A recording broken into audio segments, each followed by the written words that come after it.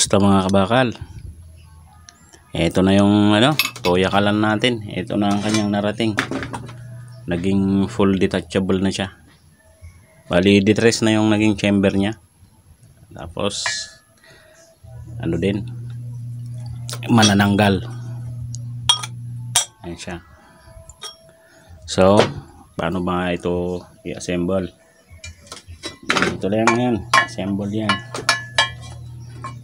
Shoot mo dun yung yan, kung nipple.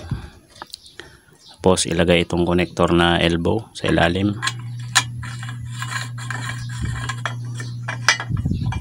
Yan. Yan, higpitan lang. Tapos ilagay itong kanyang oil supply tube.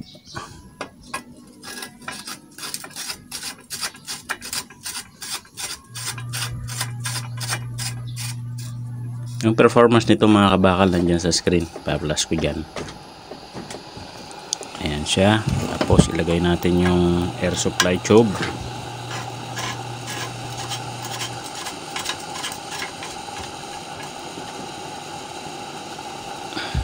Ayan siya.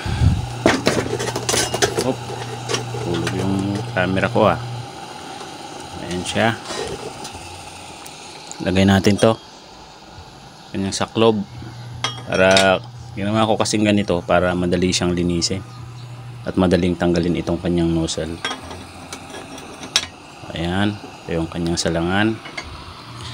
Ito kanyang connector ng blower. Ito yung lalagay. At ito yung kanyang blower. High speed. Yung 2.94 amperes. Pinagana ko sa power bank. Pero may power supply ito. Ito siya. Malaki yung nozzle nito. Pasok yung D1 dito. Oh. D1 yan pasok siya. At ito yung kanyang tangke. Ang tangke niya. Lang yan. Tatayo lang yan sa likod ng oil supply tube. So ito na ang narating mga kabakal ng aking toyakalan na ni-revise ko. Okay, full set na siya. Okay mga kabakal, alaak lang gayam na ito nga Gundaway nga agyaman kadagitay Ilocano nga ada dita Mindanao nga subscriber ko, viewers ko mga kabakal, ni gayem nga Virgilio Castrense. Shout out sa iyo kanyam gayem. Lakay adugayam ti Ilocano dita Mindanao. Kan shout out mat kani Lakay Larski Vlog TV. Ilocano mat suna taga Mindanao mat. Ke jak nga ekspektaran idi nga adu ti Ilocano dita Mindanao gayam. So nga agyaman nakada kayo dagita Ilocano nga supporters ko, subscribers, viewers, gyaman na kanya yung unay gagayem. At sapay ko matangan kayo nga maum-uma nga mga suportar kanito'y boy bakal nga gayem yo. Gyaman na kada kayo amin subscriber ko nga Ilocano. Naimbag nga aldaw kanya tayo amin.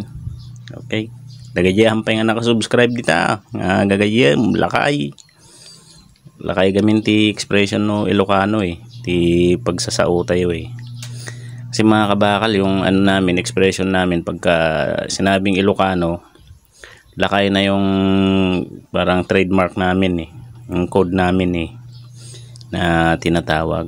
So okay, sa mga di pa nakasubscribe dyan, mga di pa nakapindot dyan mga kabakal, baka naman. Okay, maraming salamat.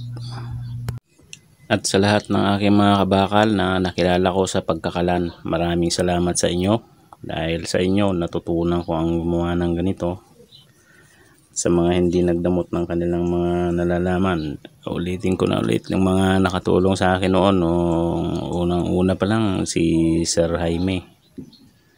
Yan, madalas kong kinokontak yan. Tapos si Lakay Larski Vlog TV. Yan din, tinatawagan ko rin noon para magpaturo. hanggang ngayon na-apply natin yung turo niya. At kay paring Kasinit din, andyan din noon, tumatawag din sa akin para ituro din tayo kung paano paggawa ng nozzle. Sa lahat ng mga nahihingan ko rin ng tulong, shoutout sa inyo, kay Migo Joseph Galigayada, kay Migo J Jolly TV, yan mga masahan yan, kay Bro Sanford TV, yan mabait yan.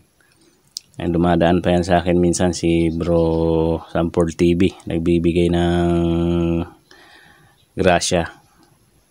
So, at sa mga iba na hindi ko nabanggit, kay Sir SDB Technovision, yan yung bagong ko ngayon, yung nagtuturo sa akin ng mga pang safety feature sa ating mga kalan.